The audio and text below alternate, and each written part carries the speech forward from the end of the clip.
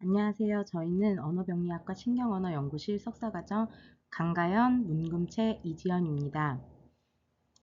오늘 저희는 PPA 환자의 철저유창성과 의미유창성 과제의 뇌신경 연관성을 다룬 연구를 소개하겠습니다. 언어유창성 과제는 언어기능평가에서 가장 널리 쓰이는 신경심리검사 중 하나입니다. 철자유창성은 주어진 글자로 시작하는 단어를 최대한 많이 말하는 과제이고, 의미유창성은 특정 의미 범주에 해당하는 단어를 떠올리는 과제입니다. 두 과제 모두 주로 집행기능을 사용합니다. 핵심 요소는 세 가지입니다. 단어를 떠올리기 위해 주의를 집중하는 시작 능력, 부적절한 단어를 억제하고 반복을 피하는 자기 모니터링, 그리고 전략을 빠르게 전환하는 인지 유연성이 요구됩니다. 또한 의미적 어휘적 지식을 활용하고 이전 기억에서 단어를 회상하는 기억, 언어 능력을 사용합니다. 군집화와 전환이라는 과정도 중요한데, 특히 전환은 전두엽 기능과 밀접한 관련이 있습니다. 철자 유창성은 주로 전두엽과 연관되어 의문 어휘를 전략적으로 탐색하는 데 관여하며, 의미 유창성은 측두엽과 관련되어 의미 체계의 탐색과 관련됩니다. 두 가지 모두 두정엽도 함께 작용할 수 있습니다. 좌측 전두엽 손상 시 철제 유창성이 더 감소하며, 일부 연구에서는 우측 병변이 두 유창성 과제 모두에 영향을 준다고 보고되었습니다. 메타 분석 결과 전두엽 병변은 두 과제 모두에 영향을 주지만 의미 유창성은 측두엽의 관여가 더 큰 것으로 나타났습니다. PPA 진행성 실어증은 좌반구의 다양한 퇴행 패턴으로 인해 언어 결손 양상이 매우 다양합니다. 주요 변형은 세 가지로 분류됩니다. 첫 번째, 비유창성 변형입니다. 비유창성 변형은 말을 하거나 글로 쓸 때 문법 이상이나 말 실행증을 보이지만 단어 수준 이해는 비교적 보존됩니다. 주로 좌측 전두엽 위축과 연관됩니다. 두 번째, 의미 변형입니다. 의미 변형은 자발적 말에서 단어를 찾기 어려움, 문장을 반복하기 곤란함으로 인해 비유창성을 보입니다.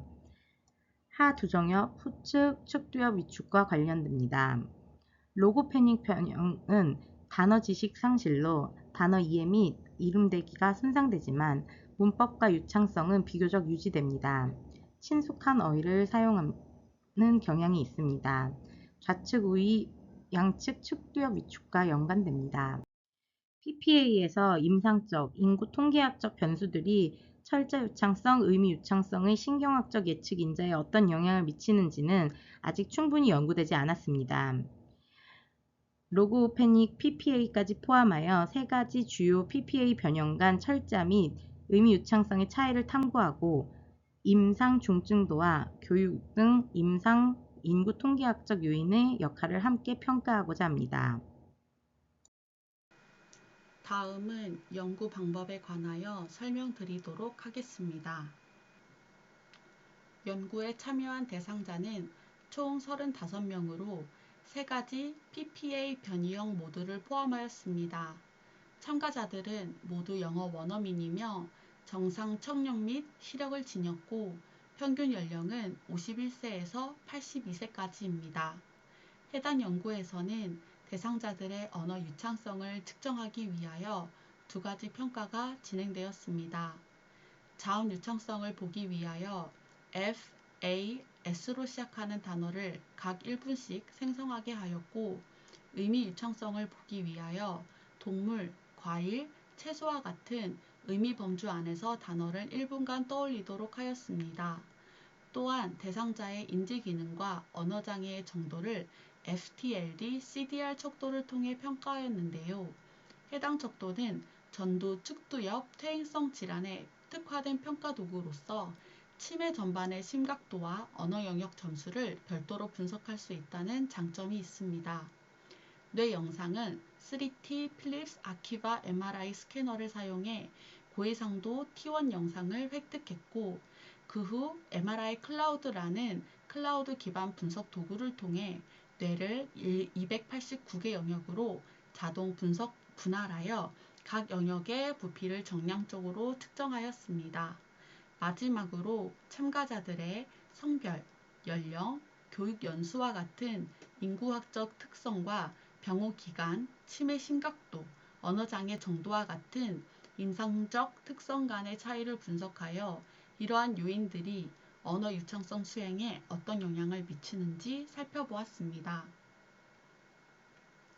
다음은 연구 방법에 관한 결과입니다. 해당 표는 세 가지 PPA 변이형에 따라 자음 유창성과 의미 유창성 수행에 어떠한 차이가 있는지 보여주는 표입니다. 우선 NFV PPA 그룹은 자음 유창성에서 가장 낮은 점수를 보였습니다. 이는 해당 집단이 언어 생성 과정에서의 실행 기능이나 문법 처리에 큰 어려움을 겪는다는 것을 시사합니다.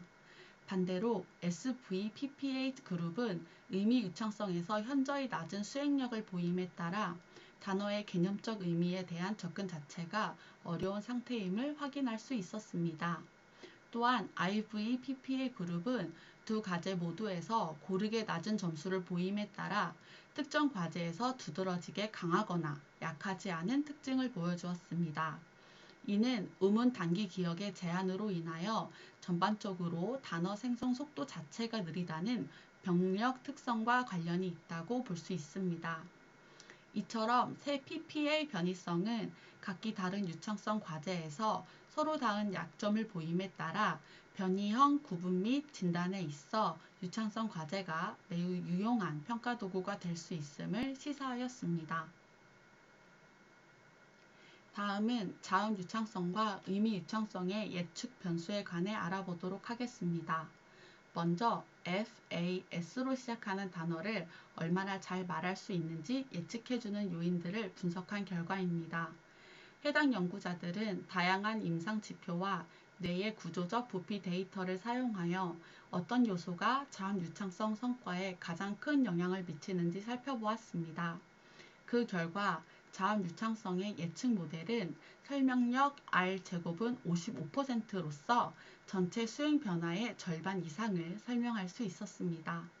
그중 가장 큰 변화를 준 요인은 언어 심각도, 즉 FTLD-CDR의 언어 영역 점수였고, 이 하나의 변수만으로 전체 설명력의 38%를 차지하였습니다. 점수가 높을수록 언어 능력이 더 저하되기 때문에 당연히 자음 유창성 성과도 낮아지는 경향을 보이게 되었습니다. 두 번째로는 STG의 부피가 영향을 주었습니다. 이 영역은 의문 인식과 언어 이해에 관련된 부위인데 부피가 클수록 성과는 오히려 낮아지는 부적 상관이 나타났습니다. 연구팀은 이것이 특정 PPA 변이형에서의 해부학적 특성 차이 때문일 수 있겠다고 해석하였습니다. 마지막으로 DLP-FC의 부피는 부피가 클수록 성과가 더 좋은 정적 상관관계를 보였습니다.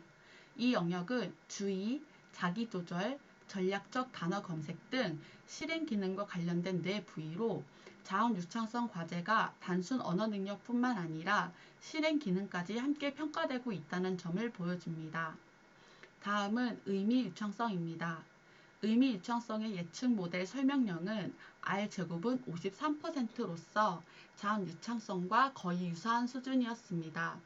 여기서 침해 심각도, 즉 FTLD-CDR의 전체 총점이 가장 큰 설명력을 보였고 47%를 차지하였습니다.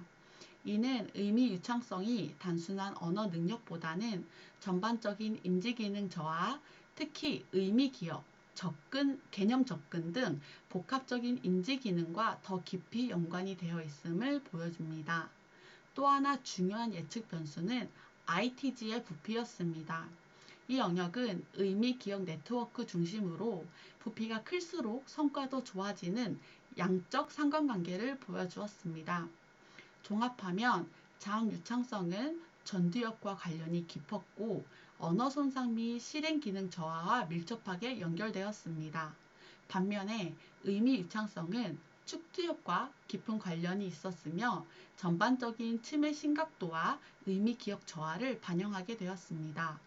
따라서 이 두 유창성 과제는 단시간 내에 PPA 하위 유형을 구분하거나 질병의 진행 정도를 평가하는 데 간편하고 유용한 도구가 될 수 있다는 점에서 임상적으로 매우 의미 있는 결과라고 볼 수 있었습니다.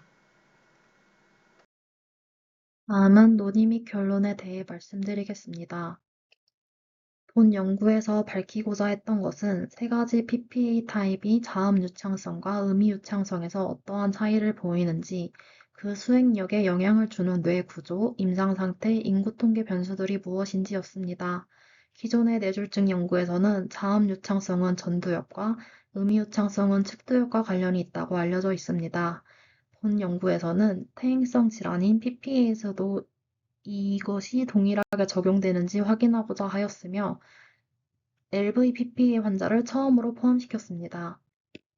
연구 주요 결과를 요약해보자면, 자음 유창성은 언어 증상 심각도가 가장 큰 예측 요인이었으며, 좌측 STG, 우측 DLF-FC의 부피가 과제 수행력과 관련이 있었습니다. 의미 유창성의 경우 전반적인 치매 증상 심각도가 가장 큰 예측 요인이었으며, 좌측 ITG의 부피가 과제 수행력과 관련이 있었습니다.